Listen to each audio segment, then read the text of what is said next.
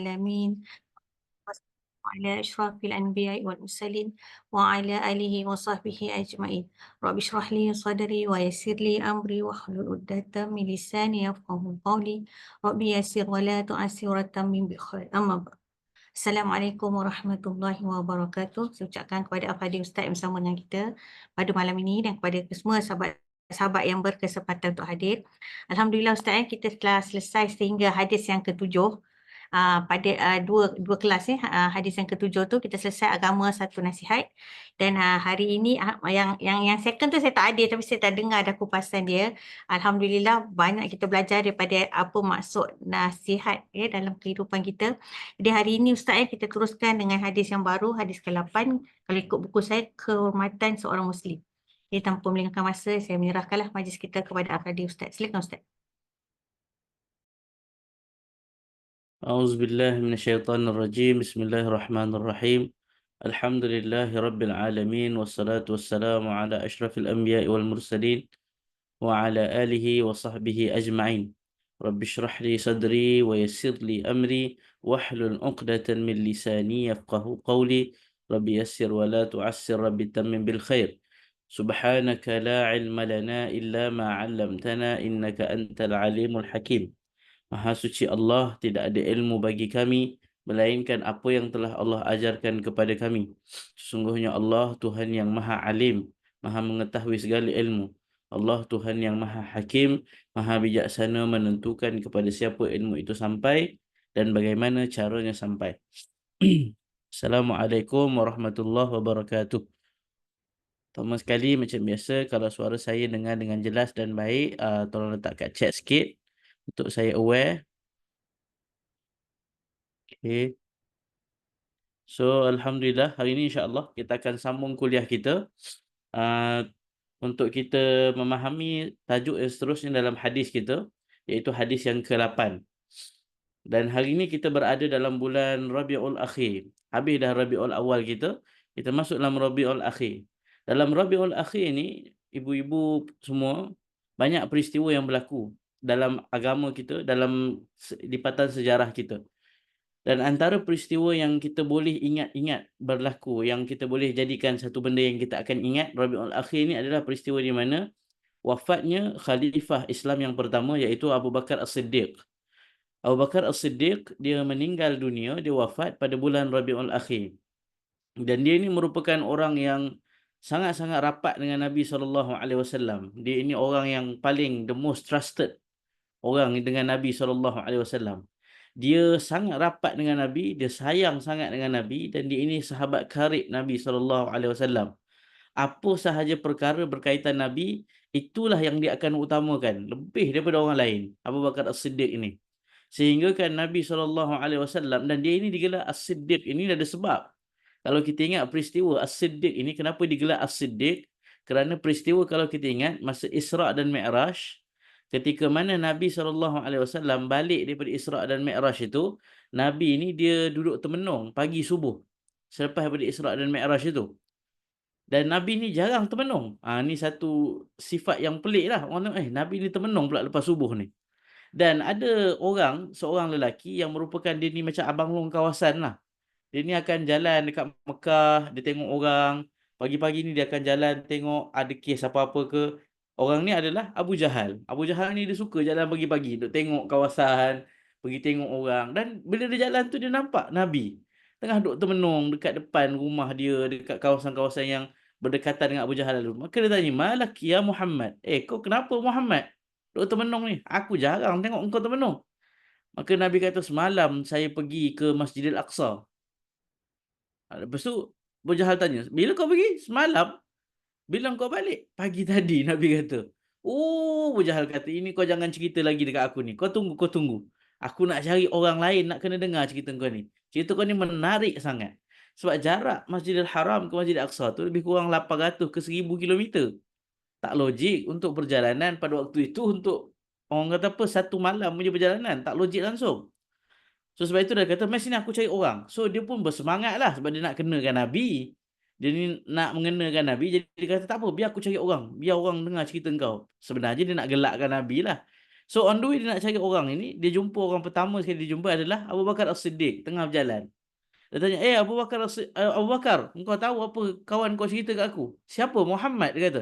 Ya, Muhammad tu cerita kat aku ni. Dia cakap apa? Abu Bakar tanya. Dia kata semalam dia pergi Masjid Al-Aqsa. Pagi tadi dah sampai sini balik.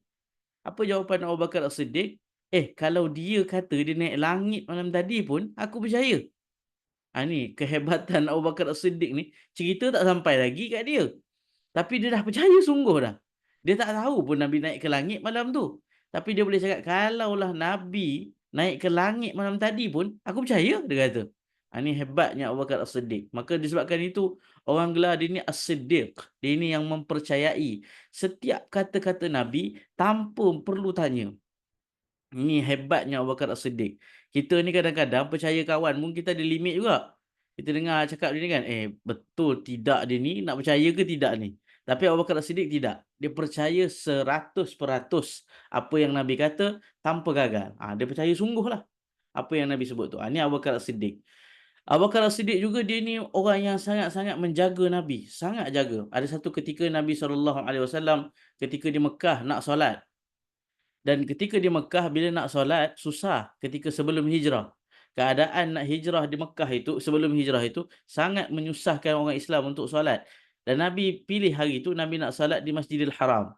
Dan ketika Nabi nak solat itu, orang-orang Mekah ini, orang-orang pembesar Quraisy ini nampak Nabi nak solat, dia orang nak serang Nabi. Maka Abu Bakar As-Siddiq halang. Dia kata, baliklah, jangan duduk sinilah, baliklah. Abu Bakar As-Siddiq kata, balik, jangan duduk sinilah. Tapi mereka ni tak layan. Tapi Abu Bakar As-Siddiq cuba tahan. Abu Bakar As-Siddiq tidaklah gagah sangat. Maka dia ini ditolak oleh seorang pembesar Quraisy yang bernama Utbah bin Rabi'ah. Ditolaknya dan dipukul kepalanya berkali-kali dengan selipar. Dia hentak muka Abu Bakar ini dengan selipar. Selipar orang Arab ni keras. Bukan macam selipar kita ni. Selipar dia keras betul. Habislah muka hancur ni. Dipapahlah dia ini balik ke rumah. Pengsan dia. Nabi pun dibawa ke persembunyian. Dan ini dipapah balik rumah. Tersedip.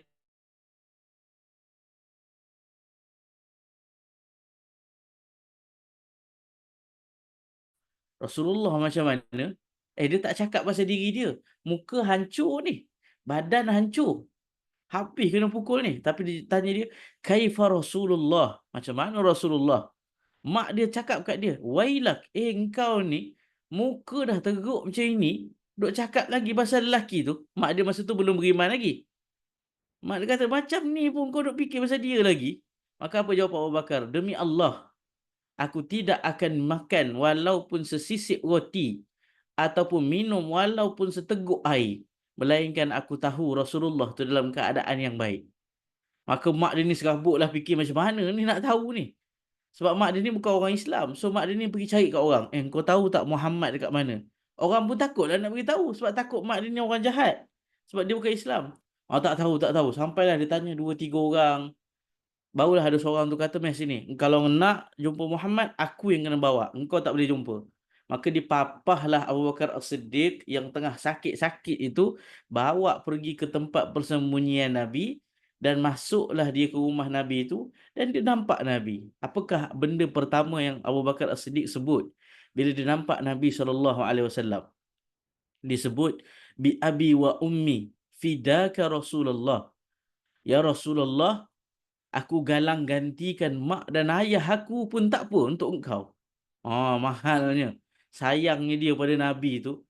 Dia galang gantikan mak bapak dia pun dia sanggup asalkan Rasulullah selamat. Begitu sekali sayangnya dia pada Rasulullah SAW. Ada Abu Bakar As-Siddiq ni sifat dia sangat-sangat baik. Dia ni sangat pemurah. Satu ketika dalam satu siri peperangan, Nabi kata sesiapa sahabat yang ada harta, bolehlah sumbangkan untuk kita punya perjalanan. Kita nak pergi jalan jauh ini. Maka Umar datang bawa dengan unta-unta yang banyak. Rasulullah tanya kepada Umar, Umar banyak bawa ni. Berapa banyak awak tinggal untuk anak isteri awak? Apa jawapan Umar? Ya Rasulullah, jangan risau, ada separuh lagi harta. Dan dia kata, okey, bagus itu. Umar nak keluar, Abu Bakar pula masuk. Abu Bakar ni bukan orang kaya sangat. Dia orang biasa saja. Dia ni bukanlah keturunan yang kaya-kaya di Mekah. Tak. Tetapi yang dia bawa tu lebih banyak daripada Umar bawa. Maka Umar pun duduk tepi tu tengok apa Rasulullah bawa dengan Abu Bakar. Maka Rasulullah tanya kepada Abu Bakar, "Ya Abu Bakar, kau bawa banyak ni. Apa kau tinggal untuk anak isteri kau ni?" Apa jawapan Abu Bakar As-Siddiq? "Ya Rasulullah, aku tinggalkan mereka Allah dan Rasulnya." Ni mahal lagi ni. Ni sifat yang lain daripada yang lain. Sehingga kan dalam sebuah hadis Nabi SAW, seorang sahabat bernama Amr bin Al-As bertanya kepada Nabi, "Ya Rasulullah, dalam banyak-banyak perempuan, perempuan mana yang awak paling sayang selepas daripada Khadijah?" Nabi sebut Aisyah. Lepas tu Amr bin Al-As tanya lagi, "Yang lelaki siapa yang tuan paling sayang?" Maka Nabi sebut ayah Aisyah, iaitu Abu Bakar As-Siddiq. Amr tanya lagi, "Lepas Abu Bakar As-Siddiq siapa yang kau paling sayang?" Umar. Lepas tu Amr ni tanyalah 2 3 nama. Lepas tu dia berhenti. Sahabat-sahabat yang lain lepas tu tanya kepada Amr, "Apa pasal kau tak tanya banyak-banyak nama kat Nabi, siapa Nabi sayang?" Dia kata, "Sebab lepas Nabi sebut 2 3 nama aku tak ada lagi." Amr kata. "Jadi aku risau nama aku duk last sekali. Aku tak naklah tanya dah. Cukup dah 3 4 orang pun okeylah. Aku tak nak tanya, takut aku kecewa pula nama aku belakang-belakang." So nak menunjukkan Nabi ni sayang sangat dengan Abu Bakar As-Siddiq, dan Abu Bakar As-Siddiq ni sangat menjaga Nabi. Sehingga kan pada hari Nabi SAW wafat, Abu Bakar As-Siddiq datang ke rumah Nabi. Sebelum Abu Bakar As-Siddiq masuk ke rumah Nabi, yang masuk tengok Nabi dulu adalah Umar.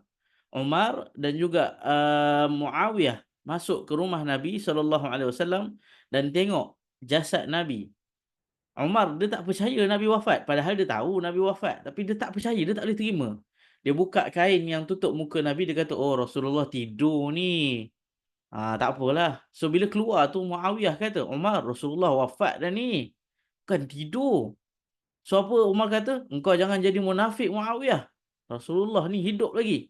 Habis Umar kucak-kaci dekat luar tu. Dia kata Rasulullah tak wafat. Orang tahu dah Rasulullah wafat. Abu Bakar datang, Abu Bakar masuk ke rumah Nabi. Abu Bakar buka kain yang menutup muka Nabi. Abu Bakar cium di antara dua dahi Nabi ini.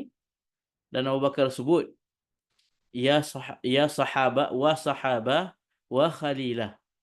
Wahai kawan aku yang paling aku sayang, wahai kesayangan aku dunia akhirat. Dan dia kata, "Sesungguhnya sakit yang kau rasakan ini, sakit mati ini, sekali tu je kau rasa. Lepas ni kau tak rasa dah.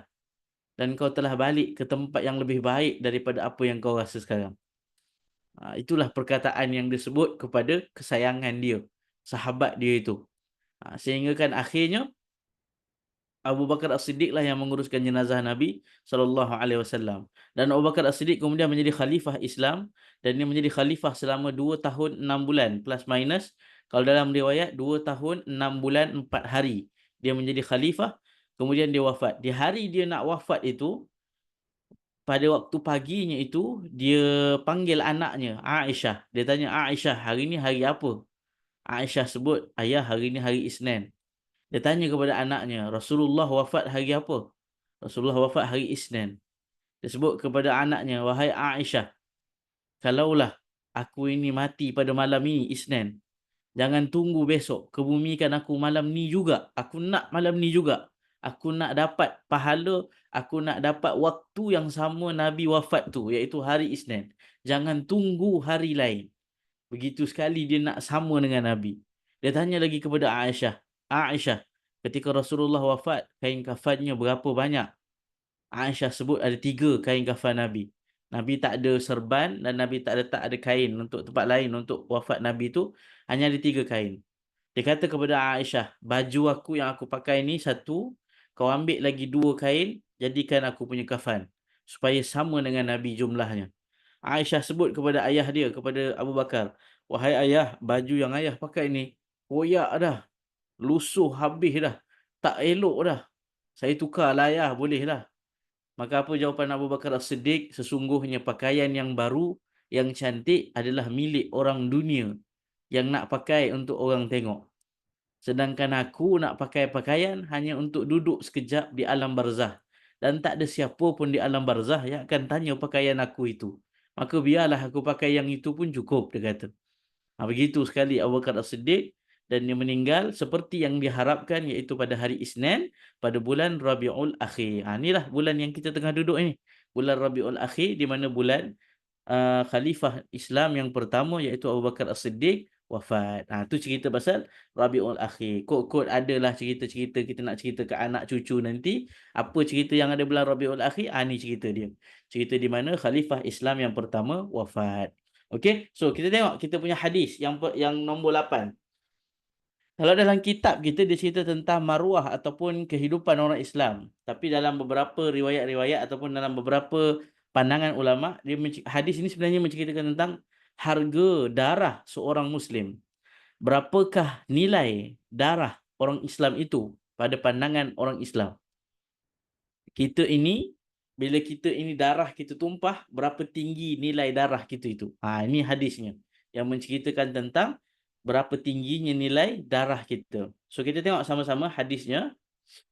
So hadisnya ini disebut, kalau boleh kita tengok sama-sama, adalah an Ibnu Umar radhiyallahu anhuma anna Rasulullah sallallahu alaihi wasallam qala umirtu an uqatila an-nasa hatta yashhadu an la ilaha illallah wa anna Muhammadar Rasulullah wa yuqimus salah wa yu'tuz zakah fa idza fa'alu dhalik asamu minni dima'ahum wa amwalahum illa bihaqqil Islam wa hisabuhum 'ala Allah ta'ala.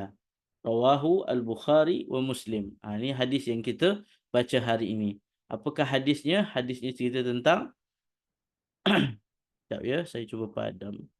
Saya punya ni tinggi sangat usage. Okey. So, hadis ni cerita pasal apa? Kita tengok terjemahan ni sikit. Daripada Ibnu Umar radhiyallahu anhuma bahawa Rasulullah sallallahu alaihi wasallam bersabda, "Aku telah diperintahkan supaya memerangi manusia sehinggalah mereka ini bersaksi bahawa tiada Tuhan melainkan Allah dan bahawa Nabi Muhammad itu pesuruh Allah dan utusannya, dan mereka ini mendirikan salat dan mereka ini membayar zakat. Apabila mereka berbuat demikian, maka mereka telah memelihara darah mereka dan harta mereka daripada aku." Ataupun dalam perkataan yang lain, apabila mereka telah berbuat demikian, maka darah dan harta mereka haram bagi aku untuk aku usik. Itu maksudnya.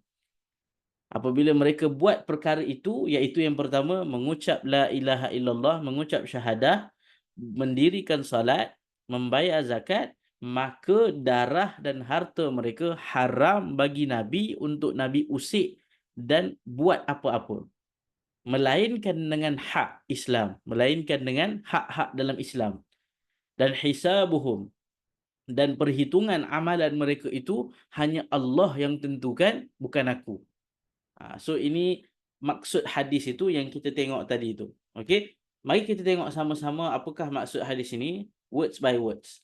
Okey, kalau kita tengok perkataan yang pertama tadi Ibnu Umar kita dah cerita. Hari itu dalam hadis yang ke-4 ataupun 5 kita dah cerita siapakah Abdullah Ibnu Umar. So kita tak cerita baliklah.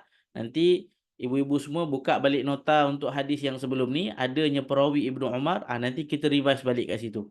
So kita tengok matan dia terus. Umirtu an uqatilan nasa hatta yashhadu an la ilaha illallah wa anna Muhammadar Rasulullah wa yuqimus salah wa yu'tuz zakah. Di sini ada banyak benda-benda yang kita nak kena belajar dulu. Kita nak kena revise sama-sama. Pertama, Nabi menggunakan perkataan umirtu, saya telah disuruh, saya telah diarahkan untuk memerangi orang. Soalannya, siapa yang arahkan Nabi? Jawapannya adalah Allah.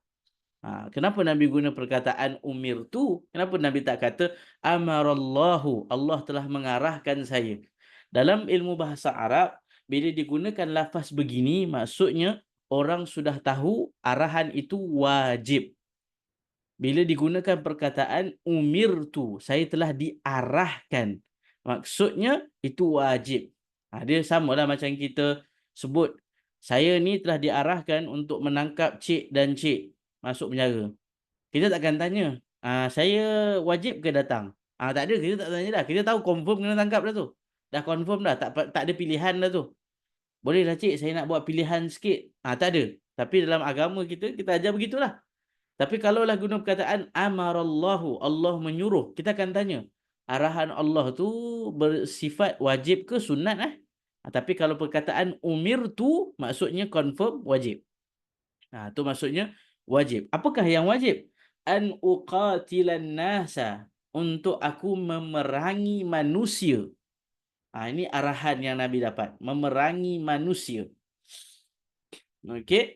So, bila Nabi diarahkan untuk memerangi manusia, soalannya keluar dalam beberapa, dan ini sebenarnya hadis ini, kalau ibu-ibu semua, saya tak tahulah ibu-ibu semua perasan ataupun tidak, hadis ini ketika kerajaan Malaysia, kita di bawah pimpinan Perdana Menteri kita yang baru, membuatkan kempen untuk hadis Arba'in 40 ini, hadis Imam Nawawi ini, inilah antara hadis yang menjadi kontroversi oleh beberapa kumpulan yang mengatakan ini hadis yang tak perlu masuk untuk dibincangkan.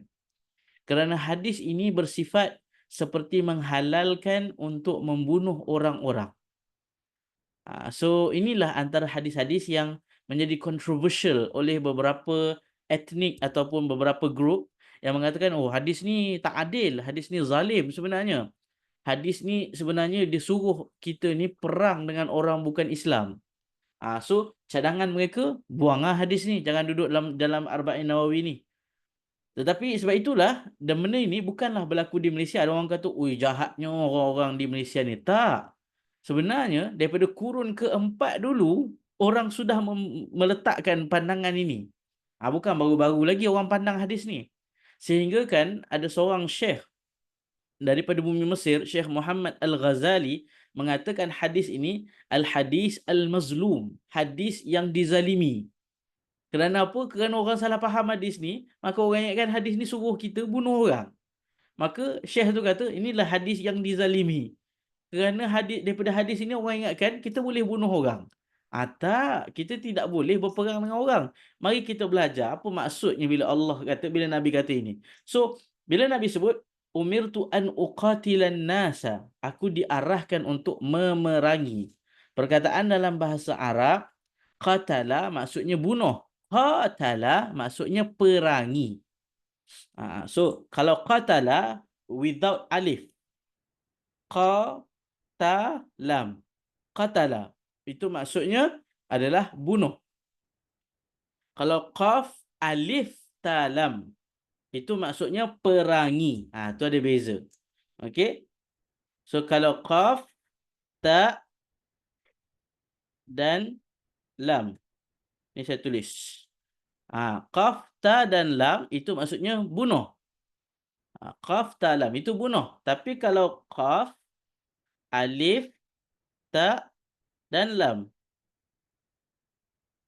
ini namanya perangi. Fight. Dan memerangi itu bukanlah dengan maksud bunuh. Boleh jadi dengan macam-macam maksud. Boleh jadi dengan every different meaning yang ada. Kalau dulunya perang dengan pedang, adanya orang perang sekarang ni bukan dengan pedang, dengan words, dengan perkataan. Ada orang perang dengan fikiran, dengan thoughts. So, ini maksud perang itu. Itu pertama. Untuk kita merelevankan, untuk kita memahami maksud Nabi, Nabi itu adalah diarah untuk memerangi manusia. So, Nabi buat benda inilah. Bayangkanlah apa yang Nabi buat ini. Nabi memerangi manusia sehingga bila? Nabi sebut hatta. Perkataannya hatta. Sehingga yashhadu. Mereka ini bersaksi bahawa tiada Tuhan melainkan Allah. Dan Nabi Muhammad itu adalah pesuruh dan juga utusan Allah. Kalaulah kita ambil perkataan ini, Nabi perangi orang sehinggalah mereka mengucap syahadah ini. Di Mekah Nabi dah perangi orang ini. Walaupun Nabi masih lagi kecil. Walaupun Nabi ini dalam keadaan Nabi dibunuh. Nabi dalam keadaan Nabi nak dibunuh. Orang nak pukul Nabi, nak bunuh Nabi. Tapi Nabi masih lagi qatala. Nabi masih lagi memerangi. Sebab itulah antara cara Nabi memerangi adalah dengan dakwah. Nabi dakwah diorang. Nabi bercakap dengan diorang. Berdialog dengan diorang. Itu di Mekah. Bila Nabi di Madinah, Nabi sudah pun mencipta ataupun telah membangunkan satu negara. Dan orang di Mekah, dia telah upgrade daripada dia bercakap dengan mulut, dia mula nak menyerang terus fizikal negara itu. Maka Nabi memulakan pergerakan untuk defend the country, menjaga diri dan negara. Bukan Nabi kata, okey kita kena pergi perang. No, bukan macam tu. Nabi kata dia mesti ada step.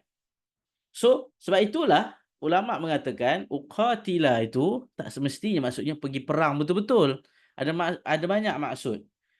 Dan ketika Nabi mengatakan ini, Nabi punya matlamat adalah sehinggalah orang yashhadu alla ilaha illallah wa anna Muhammadar Rasulullah. Sehinggalah orang mengatakan tiada Tuhan melainkan Allah dan Nabi Muhammad itu pesuruh Allah.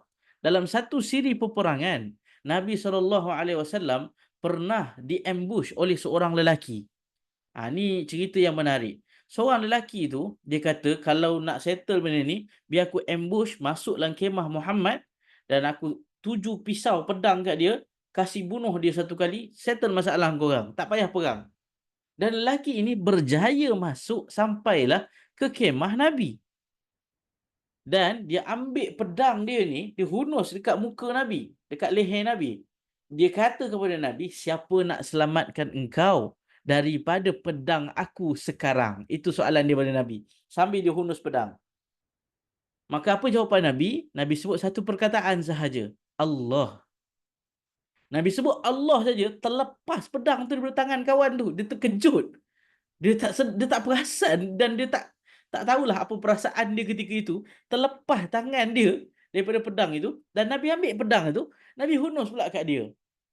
Nabi tanya kat dia, sekarang siapa nak selamatkan engkau daripada pedang aku ini? Nabi tanya kat dia.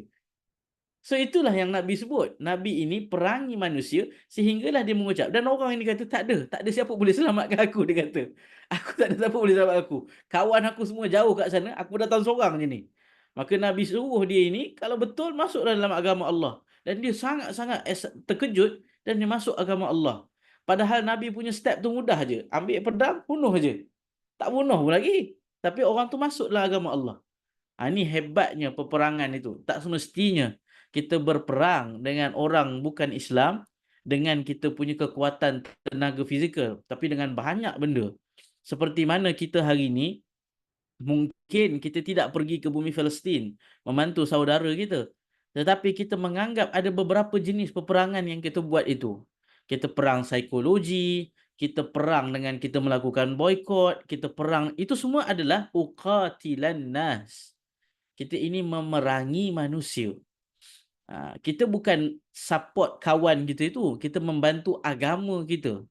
Sebab itulah ada kes hari tu, seorang daripada Arab Palestin itu buat hal, and then ada orang kata pula, dah kita penat-penat boikot, penat-penat tolong dia buat hal pula, makan McD. Bukan. Kita tak boikot untuk orang Arab tu. Kita tak boikot untuk orang Palestin tu. Kita boikot untuk agama kita. Agama kita ajar jangan bunuh orang. Agama kita ajar harta dan nyawa manusia itu berharga. Agama kita ajar setiap makhluk yang Allah berikan hidup itu mestilah diberikan peluang hidup. Membunuh manusia itu berdosa. Kita bukan cerita pasal Arab tu, kita cerita pasal seluruh nyawa manusia itu. Jadi bila kita pandang itu, kita akan rasa, ni cara kita sendirilah. Kita rasa begitu. Itu poin yang kita sebut bila kita perangi manusia itu. So, Nabi sebut, umirtu an uqatilan nasa hatta yashhadu an la ilaha illallah wa anna Muhammadar Rasulullah. Dan Nabi sebut wa yuqimus salah wa yu'tuz zakah. Dekat sini ada perbahasan ulama. Kalau ibu-ibu semua perasan, Nabi sebut ayat ini, aku disuruh untuk memerangi manusia sehinggalah mereka buat 3 perkara, iaitu mengucap syahadah, mendirikan solat dan menunaikan zakat. Yang tak ada kat sini, puasa dengan haji. Apa pasal 2 rukun Islam tu tak masuk? Nabi tak cukup space ke? Nabi tak sempat cakap ke macam mana? So, kenapa ulama mentafsirkan? Kerana 3 perkara ini adalah perkara yang wajib kita perangi kalau mereka tak buat. Kalau orang tak puasa, kita tak perlu perangi lagi. Kerana boleh jadi orang yang tak puasa itu adalah orang yang mungkin ada kesakitan. Orang yang mungkin ada halangan. Orang yang mungkin musafir. Orang yang mungkin macam-macam. So, susah untuk kita define benda itu. Kalaulah haji pun kita susah nak define. Orang tu tak pergi haji kenapa? Kita kata rumah dia besar. Besar sungguh rumah dia. Tak pergi haji lagi. Kita tak tahu apa dia buat. Kita tak tahu macam mana hidup dia. So kita tak boleh perangi dia. Rumah dia besar tapi dia ni tak pergi pun haji. Oh, kita kena perang dia ni. Kita kena ambil harta dia semua. Tak, dalam Islam tak ajar. Haji dan puasa tidak terlibat untuk kita perangi manusia. So, apa yang terlibat? 3 benda. Yang pertama syahadah, yang kedua salat, yang ketiga zakat. Sebab itulah dalam beberapa tafsiran ataupun dalam beberapa hukum fiqah, orang yang tidak salat, mereka itu dianggap sudah keluar daripada Islam. Ada beberapa tafsiran fiqah. Orang yang tak mendirikan salat, mereka ini tidak dianggap orang Islam. Sebab itu tanda orang Islam. Dia mesti semayang. Yang kedua, orang yang tak bayar zakat dianggap orang yang keluar daripada Islam. Sebab itulah selepas daripada kewafatan Nabi SAW, adanya satu golongan yang merupakan mereka ini golongan, kita panggil dia golongan mani'uz zakah ataupun golongan zindiq ataupun golongan yang tidak mahu membayar zakat. Kerana mereka kata, dulu kami bayar zakat sebab ada Nabi. So sekarang ni Nabi dah tak ada, kami tak nak bayar zakat. Kami bayar dulu kat Nabi je, kami tak bayar kat orang lain, dia kata. So, pada zaman Abu Bakar As-Siddiq menggunakan hadis yang ini, dia kata, aku mesti kutip zakat. Sebab apa? Sebab Nabi kata, Nabi kena perangi orang yang selagi mana mereka ini tak buat 3 perkara ni, Nabi akan perangi. Pertama, tidak mengucap syahadah. Yang kedua, tidak mendirikan solat. Yang ketiga, tidak bayar zakat. Pentingnya zakat ini sehinggakan orang yang tak bayar zakat wajib diperangi. Ini betapa tingginya value zakat kepada masyarakat dunia, masyarakat dalam hidup kita ini. Sehingga begitu sekali Nabi sebut. So itu sebab kenapa dalam kita punya hadis ini dia sebut 3 perkara sahaja. Syahadah, salat dan zakat. Kenapa tak ada puasa? Kenapa tak ada haji? Kerana puasa dan haji tidak terlibat untuk kita ini hukum dia, untuk kita perangi dia.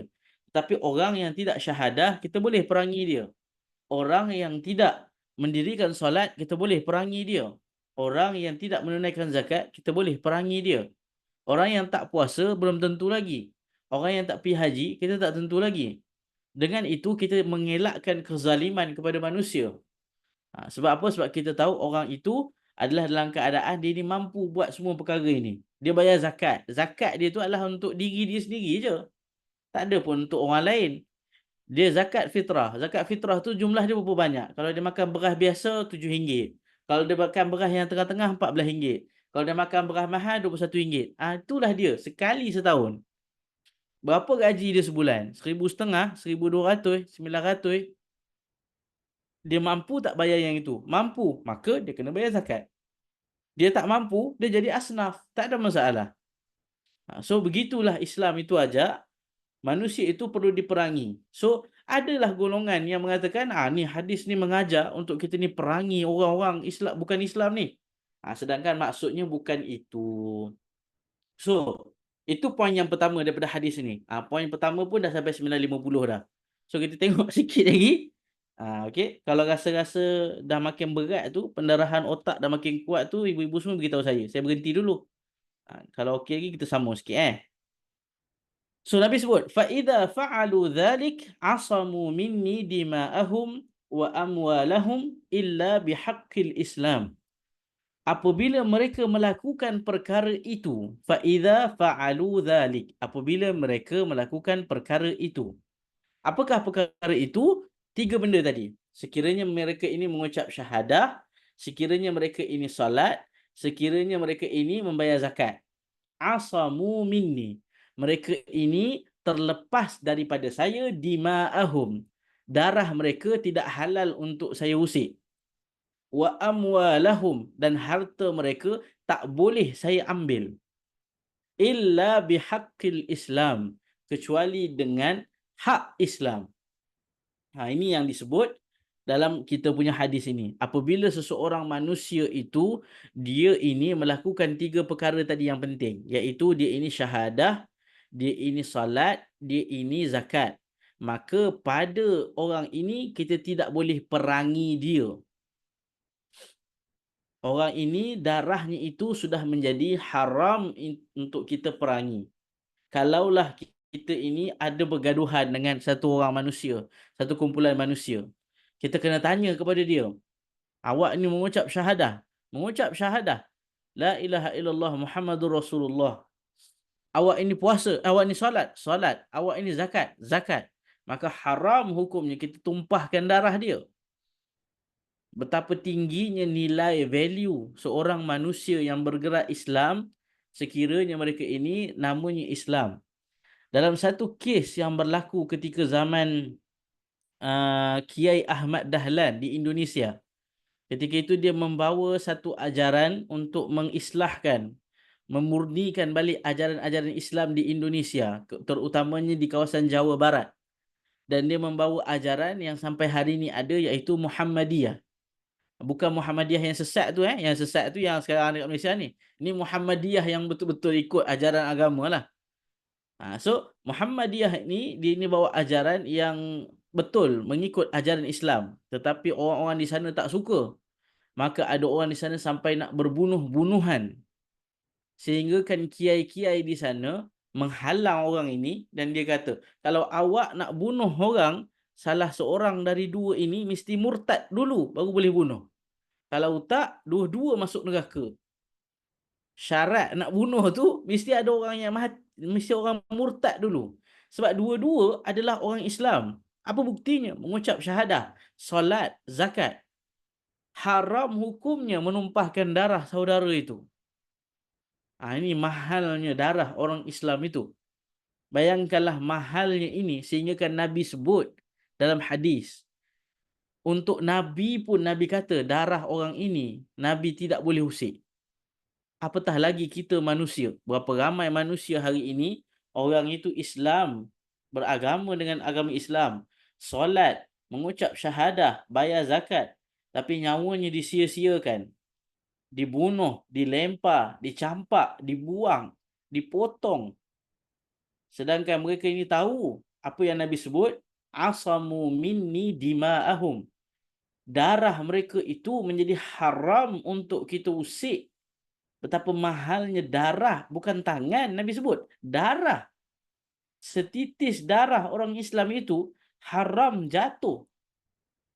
Kerana mereka ini mengucap la ilaha illallah Muhammadur Rasulullah, haram jatuh darah itu. Bayangkanlah apa yang kita buat bila kita ini merosakkan orang Islam yang lain. Sehingga kan Nabi sebut wa amwalahum, harta mereka juga kita tak boleh usik. Tak boleh nak diusik langsung. Dalam satu kes ketika zaman Khalid bin Walid, dia ini memerangi satu kawasan, dan ketika dia perang dengan kawasan itu, tentera-tentera Rom yang menguasai kawasan itu, dia sudah mula untuk meninggalkan kawasan itu, dan Islam sudah conquer tempat itu. Cuma Islam kena retreat sikit. Apakah plan Khalid bin Walid? Dia kata, serahkan balik duit cukai yang kita ambil kepada penduduk itu. Jangan ambil bawa balik. Pulangkan balik dekat orang negeri itu. Sebab kita nak patah balik.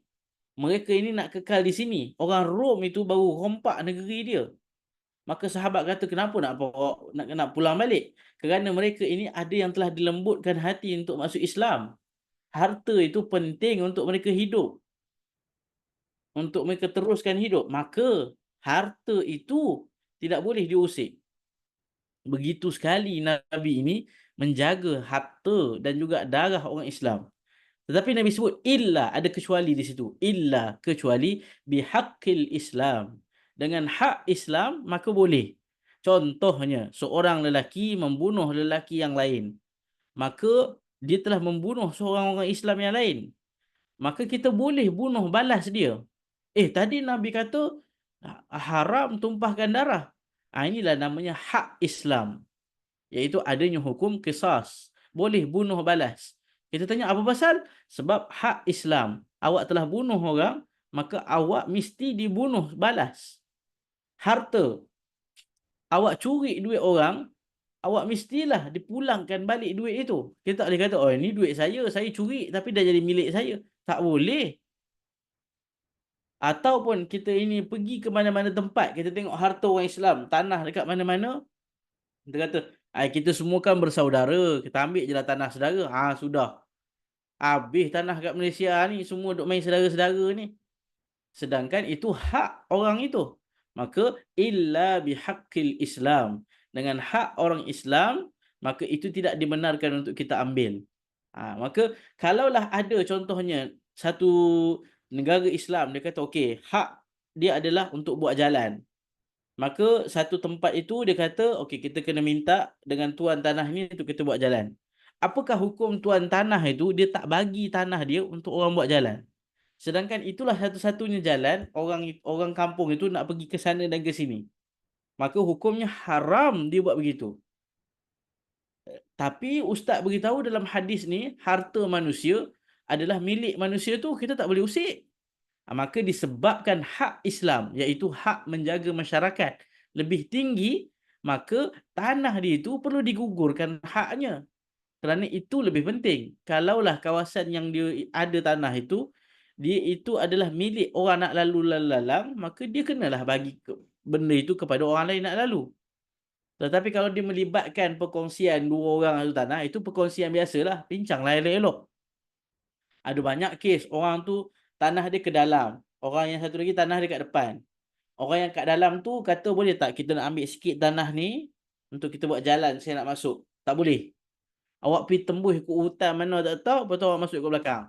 Saya tak bagi ikut jalan saya. Kalau saya nak beli, saya tak nak jual. Pula dah bergaduh pula. Itu hal yang sendiri. Dia kena pandai-pandai, kena fikirlah. Tetapi dia menyusahkan hidup orang, Allah pun akan tengok juga apa dia buat tu. Tetapi hak orang Islam, iaitu hak bersama, hak masyarakat, akan overrule hak persendirian. Itu syarat dalam Islam tu. Maka Nabi sebut, فَإِذَا فَعَلُوا ذَلِكَ عَصَمُوا مِنِّي دِمَاءَهُمْ وَأَمْوَالَهُمْ إِلَّا بِحَقِّ الْإِسْلَامِ. Apabila orang Islam itu mengucap syahadah, salat dan zakat, maka darahnya dan juga hartanya haram kita rampas dan ambil. Dan Nabi sebut pada akhir hadis itu, وَحِسَابُهُمْ عَلَى اللَّهِ. Dan ketahuilah, sesungguhnya apa yang mereka buat itu, perhitungannya hanyalah kepada Allah. Manusia tak boleh nilai apa-apa. Kerana ada orang yang salat, yang syahadah, yang zakat, tapi bukan kerana Allah. Ada orang, dia syahadah, tetapi sebenarnya dia munafik. Pada zaman Nabi SAW, ada golongan yang dia mengucap syahadah. Depan Nabi dia sebut, aku beriman dengan Allah, aku beriman dengan engkau sebagai Rasulnya. Dia solat, dia bayar zakat, tetapi sebenarnya munafik. Maka Nabi sebut, ingat, wahisabuhum 'ala Allah. Kita ni hanya boleh melihat zahir dia itu. Kita tak boleh hukum kerana dia sebut di lidah dia sudah. Kalau kita hukum orang yang sebut benda yang disebut itu, iaitu la ilaha illallah, tapi sebab kita sangka dia ni munafik ni, kita pergi bunuh dia. Maka apakah jawapan orang lain? Dia ni orang yang dalam hati pun dia nak bunuh juga. Maka sebab itulah Nabi sebut wahisabuhum 'ala Allah. Nabi tahu di Madinah itu ada orang munafik. Sehingga kan ada sahabat kata, ya Rasulullah, apalah yang susahnya? Awak announce je Rasulullah, siapa munafik itu, kita senang, kita pergi perang aja dia. Nabi kata, adakah kita ini nak buat sesuatu dengan syak, dengan sangkaan? Adakah kita nak bunuh orang yang sedang mengatakan la ilaha illallah? Apa pandangan orang lain kalau kita bunuh orang sedangkan orang tersebut la ilaha illallah, walaupun dalam hati dia bukan kerana Allah? Maka jawapannya yang Nabi sebut, wahisabuhum 'ala Allah. Maka apa yang dibuat itu adalah pada Allah. Hanya Allah lah yang menentukan apa yang dia buat itu. Banyak mana pahala dia buat, Allah tentukan. Banyak mana dosa dia buat pun, Allah tentukan. Maka sebab itulah hadis ini kita gelarkan sebagai hadis tentang maruah ataupun harga darah seorang Islam. Kerana harga darah itu berkisar pada 3 perkara, iaitu asy-syahadah, iaitu kita punya ucapan syahadah kita pada Allah. Ucapan ya, bukan hati. Nabi punya ruling adalah ucapan. Boleh jadi orang tu ucap tetapi hatinya tak sampai lagi. Nabi kata itu pun dah dikira. Maksudnya mahalnya dia ucap saja syahadah laku dah. Sebab itulah ada satu kes dulu, kalau ingat masa saya pernah cerita, ada seorang sahabat Nabi Usamah bin Zaid, dia terbunuh orang. Ketika dalam satu peperangan dia kepung orang tu orang musyrik. Ketika dia tengah kepung itu, orang tu dia nak pancung dah ni. Orang tersebut la ilaha illallah Muhammadur Rasulullah.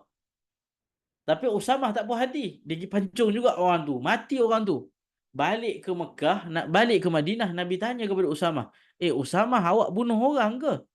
Dia kata, ya Rasulullah, saya bunuh orang yang syirik tadi. Nabi tanya, adakah awak bunuh orang sedangkan disebut la ilaha illallah? Usamah kata, ya Rasulullah, dia sebut tu sebab dia takut pedang saya je. Nabi tanya lagi, Usamah, adakah awak bunuh orang kerana dia sebut la ilaha illallah? Usamah kata, ya Rasulullah, saya tak ada jawapan lain. Tu je satu jawapan saya. Janganlah tanya banyak kali, saya pun tak tahu macam mana nak jawab dah, Usamah kata. Maka Nabi kata, asyaqaqta qalbahu fa'alimta ma fi qalbih. Adakah tadi awak belah dadanya sehingga awak tahu apa yang ada dalam hatinya? Begitu sekali Nabi mementingkan lafaz yang disebut di mulut walaupun hati tak tahu lagi. Itu yang pertama. Yang kedua, orang itu mendirikan salat. Walaupun kita tengok solatnya itu kita tahu dah, ini solat ni macam menipu je ni, dia ngikut je ni. Tak apa, asalkan dia dirikan solat. Wa yu'tuz zakah. Walaupun dia bayar zakat. Dia bayar zakat ustaz, tapi harta dia semua daripada sumber haram. Tak kira yang itu. Kerana apa? Kerana pengakhiran hadis ini Nabi sebut wa hisabuhum 'ala Allah. Apa yang mereka buat itu, bendanya itu akan diukur oleh Allah, bukan kita. Yang kita ukur adalah pada permukaan sahaja. Ada satu pepatah ataupun kata-kata daripada ulama, nahnu nahkumu bizzawahir wallahu yatawallas sarair. Kita ini manusia. Kita ini hanya berhukum, memberikan hukuman dengan zahir-zahir yang di mata kita sahaja. Wallahu yatawallas sarair, dan hanya Allah yang akan mengambil alih tugas-tugas rahsia yang ada di dalam hati manusia. Kita ini manusia hanya bertindak di atas zahir-zahir yang kita lihat. Kita hanya judge on apa yang kita see. Tetapi Allah yang mengetahui apa yang di dalam hati. Kalau kita baca surah Al-Mulk pun kita selalu baca. Ala ya'lamu man sebelum tu Allah sebut wa ya'lamu ma yusirrun wa ma yu'linun. Ayat dia saya pun tak ingat dah depan dia. Sekejap saya tengok. Sebelum saya terlupa, saya sebut ayat dia.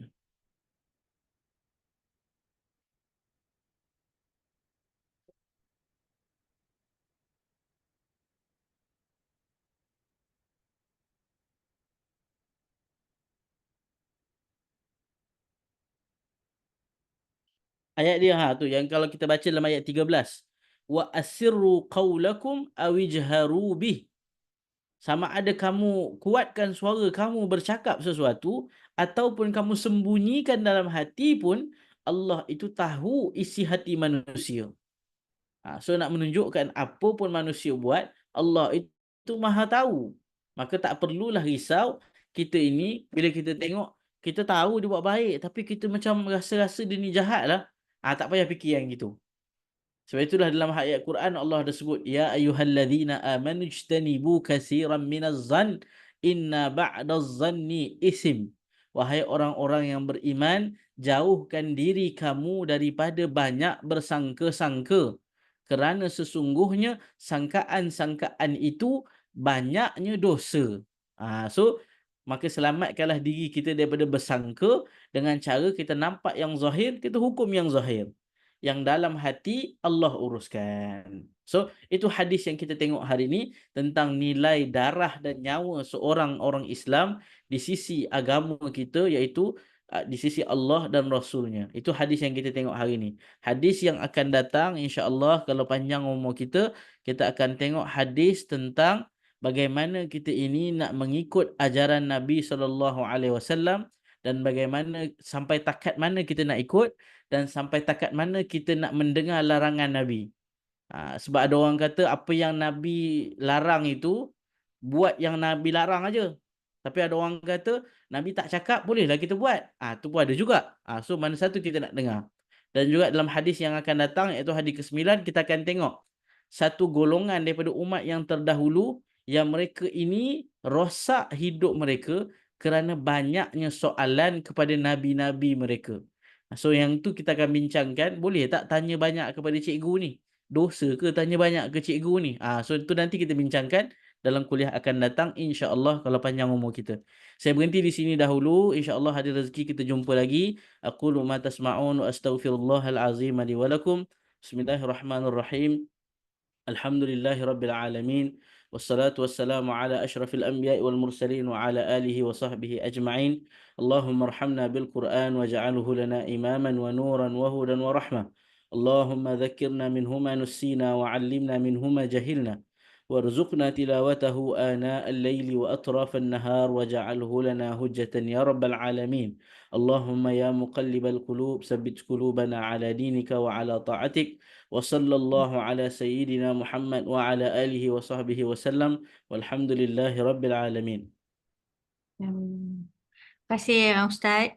Ustaz, kita buka sekejap Ustaz. Kalau ada sebarang soalan ke, satu dua soalan yang nak tanya pada Ustaz pada tajuk hari ni, dipersilakan Kita ada masa sikit. Tajuk ni macam menarik Ustaz. Saya rasa macam Ustaz dah jelas A to Z. Tapi saya buka lah kalau ada sesiapa nak tanya apa-apa soalan, persilakan Mungkin minggu dah akan datang Ustaz hari Khamis tu lagi menarik lah pembahasannya. Itu yang kita nak dengar. Saya rasa banyak confusion kat situ. Antara nak mengikut sebab banyak pandangan kan dalam kita mengikut sunnah. Okey, jadi kalau saya rasa mungkin hari ni tak ada. Jadi kalau tak ada je kita tutuplah majlis kita dengan tasbih kafarah dan suratul As. Subhanakallahumma bihamdika asyhadu an la ilaha illa anta astaghfiruka wa atubu ilaik. Bismillahirrahmanirrahim. Wal 'asri innal insana lafi khusr illa allazina amanu wa 'amilus solihati wa tawassaw bil haqqi wa tawassaw bis sabr. Terima kasih Ustaz. Assalamualaikum. Terima kasih.